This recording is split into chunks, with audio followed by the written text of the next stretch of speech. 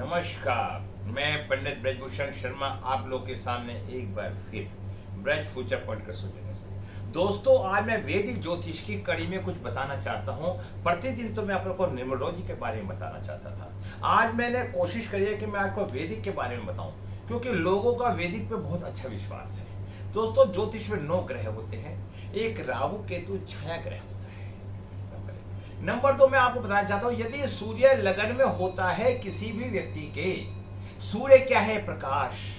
वो अपने को डोमिनेट करता रहता है। उसकी रूपरेखा उसकी कहीं ना कहीं बहुत पतला होगा या मोटा होगा। दूसरी बात ये बताना चाहता हूं, यदि लगन में सूर्य है तो उसके 2 शादी होने के योग भी बनते हैं। चंद्रमा चंद्रमा किसी के चौथे स्थान में है तो ऐसा बच्चा माता का दीवाना होता है।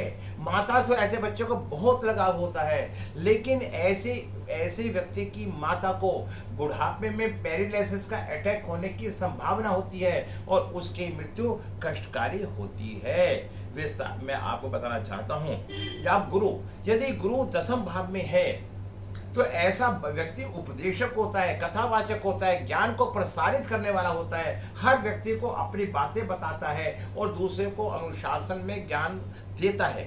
यदि ऐसा व्यक्ति इस तरह के कार्य करता है तो ऐसे व्यक्ति को जीवन में आगे बढ़ने में परेशानी आती है, क्योंकि गुरु ज्ञान का कारक है और 10वां भाव शनि का पक्का घर होता है। तो ऐसे व्यक्ति को ज्ञान को तो देना चाहिए, लेकिन ज्यादा ज्ञान बांटने से उसका विकास नहीं हो पाता।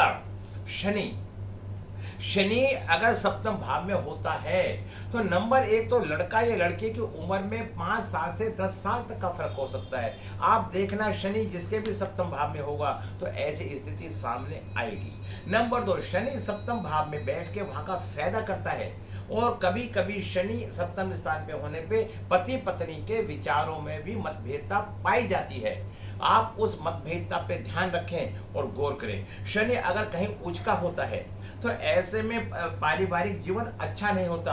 तुला राशि का होता है, ऐसा जातक साधारणतः रेलवे स्टेशन के पास उसका घर हो सकता है और उससे संबंधित जहां वो कार्य करता है कोई मशीन भी हो सकती है।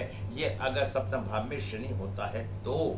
अगर बात आती है मंगल की, मंगल 4थे भाव का में हो, 10वें भाव में हो तो ऐसा जातक तीसरी मंजिल पर रहना पसंद करता है। ऐसा है, अथवा उनका कार्य क्षेत्र तीसरी मंजिल पे होगा, ऑफिस तीसरी मंजिल पर हो सकता है। 5वें भाव में यदि गुरु है, यदि 5वें भाव में गुरु होता है तो ऐसा जातक के 2 पुत्र होते हैं। प्रथम पुत्र के पैदा होने पे जातक को परेशानी का सामना करना पड़ता है और कभी कभी बदनामी जैसा डर भी रहता है। तो मैं आपको बताऊंगा, अथवा प्रथम पत्र से उसके विचार नहीं मिल पाते। यदि मैं ये बताना चाहता हूँ, यदि राहु 5वें भाव में होता है तो ऐसा व्यक्ति बुद्धि का बहुत तेज होता है। उसकी प्रथम संतान पुत्री होने की संभावना होती है। ये बातें जो मैं बता रहा हूँ एक वैदिक ज्योतिष के कटु अनमोल शब्द बता रहा हूँ जो पूर्ण रूप से लागू होते हैं। आप आंख मीच के कह सकते हैं कि ऐसी स्थिति है।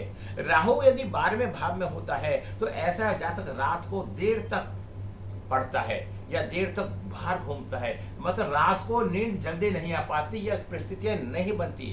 दोस्तों, मैंने आपको ये 8-9 बातें बताई हैं, अद्भुत बातें बताई हैं वैदिक ज्योतिष की। अब मैं आप लोगों से फिर निवेदन करना चाहूंगा, यदि आपको मेरे से कंसल्टेंसी करवानी है तो मेरा मात्र चार्ज 1500 रुपए है। मैं वैदिक ज्योतिष भी करता हूं। यदि किसी बच्चे को परेशानी है, कोई विदेश नहीं जाना चाहता है या कोई पारिवारिक रिश्तों में परेशानी आ रही है, आज मैं देख रहा हूँ 45 साल की उम्र में भी आके ये परेशानियां पैदा हो जाती हैं। तो मैं आप लोगों से अनुरोध करता हूँ, निवेदन करता हूँ कि आप इन सब बातों को जानना चाहते हैं तो मुझसे संपर्क करें, पंडित ब्रजभूषण शर्मा, और आप कॉन्टैक्ट करें। अगर आपको ज्योतिष भी सीखनी है तब भी आप मुझसे कॉन्टैक्ट कर सकते हैं। वास्तु का कोई सामान लेना है, मैं होलसेल डीलर हूं, अगर आपको कोई सामान चाहिए तो वो भी ले सकते हैं। इन्हीं शब्दों के साथ विराम लगाता हूं। नमस्कार।